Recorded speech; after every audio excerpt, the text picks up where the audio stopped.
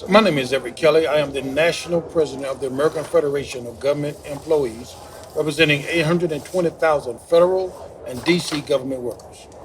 President Kelley, thank you so much for sitting down and chatting with us today. We're here at the Netroots conference in New Orleans in August of 2025. And there's a lot of really dark stuff going on in the country right now, including really critical stuff that has to deal with your union, your members, and our democracy. I wanted to start there because we're talking just days after the Ninth Court of Appeals lifted the injunction on President Trump's executive order to strip collective bargaining rights for union government workers at 21 agencies. And that has now been lifted. And as of this week, the attack on collective bargaining for government workers is in full force, starting with the Department of Veterans Affairs. Your union was the lead plaintiff in the case challenging that executive order. I was wondering if, for our viewers and listeners, if you could kind of walk us through that fight and tell us where the hell we are now and what this is going to mean for workers and for all of us who depend on federal workers. Well, first of all, thank you for having me here with you today. I must say this has been the darkest 7 months of my life. To see federal employees have to go through what they have gone through for no apparent reason other than simply retaliation. It's very unfortunate that the Supreme Court has lifted the injunction. However, what I am grateful for is that they did not rule on the legality of the issues. It gives us an opportunity to still litigate whether or not the president has the right to strip federal workers of their union rights and also the First Amendment rights. So we are able to continue to litigate that. I always say, it's been dark in some areas. We've lost some battles, but the ultimate goal is to win the war, and I think that we are on track to do that because we still believe we have a strong case. But with the Supreme Court's action, it has given the president the thought that he has unfettered authority. And result of that, just this week, the Secretary of the VA issued a letter to myself and to the council leader stating that they were repudiating the bargaining contract. In other words, they said that we're not going to recognize a legal binding contract. Okay? Now, that's outrage, for the members that I represent, and it's going to affect the American public because it's not just an attack on the workforce, but it's also an attack against the veterans that have served this country. And that's what people need to understand because, we stood against things such as the 83,000 RIFs that was planned in the VA. And this is retaliation because of the embarrassment that the secretary received as a result of that. And so they are trying to retaliate against the workers and against AFGE. But this is what they need to understand. We're not going no place. We're going to continue to fight and we're going to win this battle ultimately because the American people understand now clearly what's happening. Okay? So as you mentioned, Doug Collins, head of the VA, said in that statement that, quote, unions that represent VA employees fight against the best interests of veterans while protecting and rewarding bad workers. I wanted to give you a chance to just respond directly to that charge. Let me read that again. I'll just read that one more time. I just want to think about that.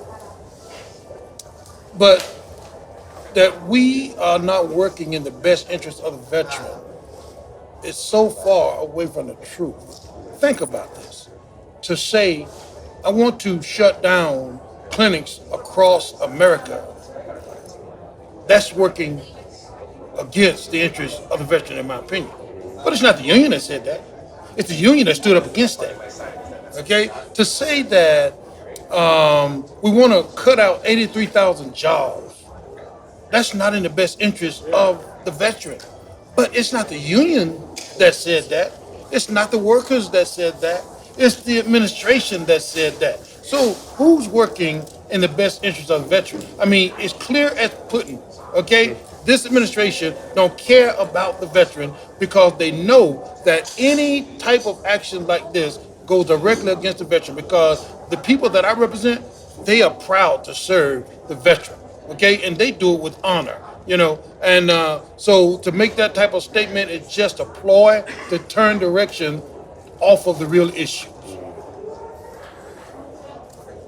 And I was wondering if you could say a little more for folks, like, we've been interviewing federal workers at different agencies since the new administration came in and started firing people, getting people to voluntarily resign. I mean, it's been a bloodbath, frankly. And we've talked to VA hospital nurses who are already overworked and under-resourced, understaffed, who are now facing these cuts, like telling us that, we're going to have to meet more demands from our patients with fewer people, and we're not going to have the union protections to raise concerns about working conditions that are preventing us from giving the best quality of care.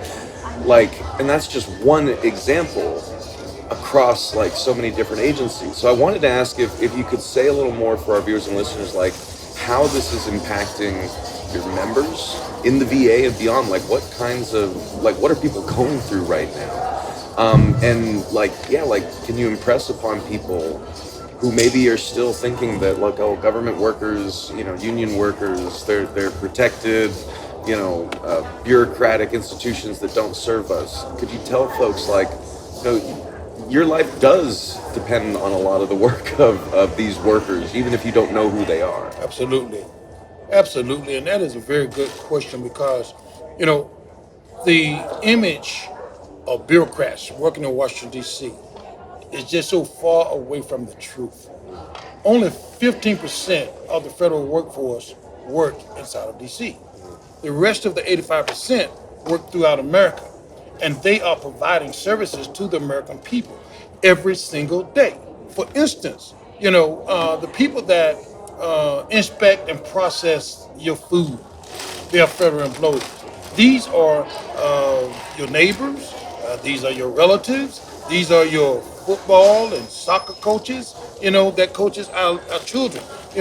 These are the people that make sure that the air we breathe is good air. Okay? The water we drink is good water. These are the EPA scientists.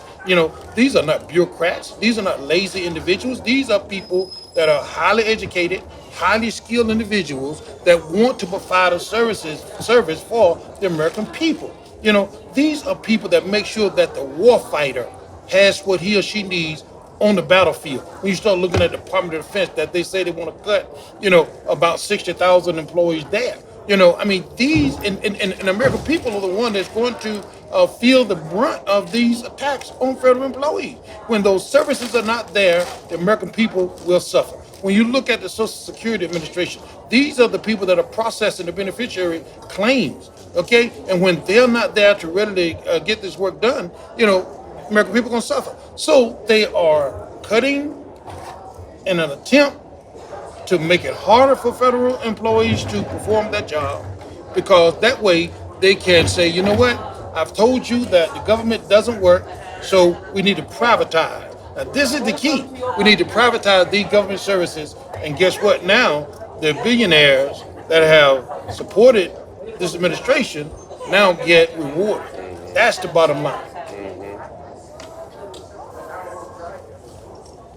Why are unions such a threat to this administration? Because that was their argument, right? That unions and collective bargaining agreements pose a direct challenge to President Donald Trump's agenda, and unions like AFG have been speaking out forcefully against the authoritarianism that has taken over this country and the attacks on workers and workers' rights. But why is it so important for this administration to take away those collective bargaining rights, not just to in an employer sense, but in a political authoritarian sense? Why do they see unions like AFGE as such a threat to what they're trying to do?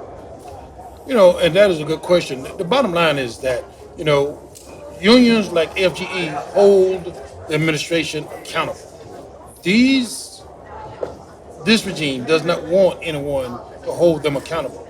They only want people that will be loyal to them. They only want people that will tell them exactly what they want to hear. That's why you see what happened at the Bureau of Labor Statistics, right? The person came forward with a true assessment, did that job appropriately, but yet they got fired, right? Because they don't want any accountability whatsoever. And FGE will always hold people accountable, whether it is the manager at the local agency, or if it's the secretary, or if it's the president of the United States. We will hold people accountable, and we will make sure that the American people know the truth. So I know you're a very busy man, and I got to let you go in a minute. But like, I wanted to sort of zoom out for a second, because a lot of union workers and non-union workers, watch the real news, and we cover labor struggles and working class struggles across the board. From working class people living in sacrifice zones, where they and their children can't live healthy lives because of all the industrial pollution. We talk to people brutalized by the police and prison systems. We're talking to communities of workers who are being terrorized by ICE. So I say that to say that, like, taken in the broad swath, we're in a real dangerous place in this country. And, unions are one of the only institutions that we have for working class people to independently organize themselves and fight back. What is it going to take for the labor movement to really meet this moment with all the force that it needs, and with the sort of broad united front? Because 10% union density is we don't have enough union workers to lead that charge with unions alone.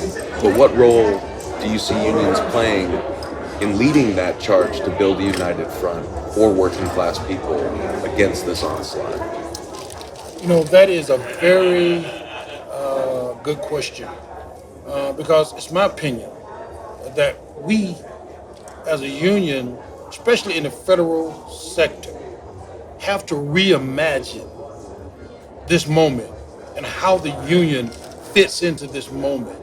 We have to reimagine and restructure, almost every aspect of our union, because this is a different moment, right? This is a different environment than what we're used to. And so we're going to have to recalculate, okay, and reimagine the way we do business, the way we organize, okay? We've been working with various groups that's working with us to kind of show us, and talk to us about how do you really imagine and restructure FGE to fit the moment, because this is not yesterday. This is not 10 years ago. So we have to think in terms of, okay, this is 2025, and where do we see ourselves 5 years from now and 10 years from now? And that means that we have to reimagine, we have to relook every single aspect of FGE, the way we organize, the way we get our dues, and we've done, in my opinion, yeoman's work in that arena.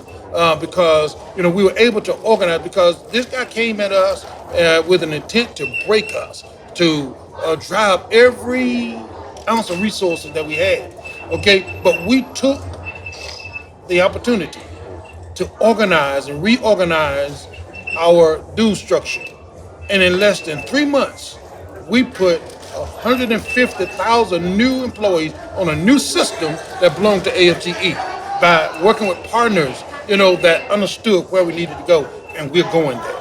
And I just want to say this, I want to leave this with you. If anybody think that FGE is going someplace, they need to think again, because we're here to stay, and we'll be fighting for our members as long as we're here. We've been here for 93 years fighting these fights, and we'll be here long after this administration and others have gone on.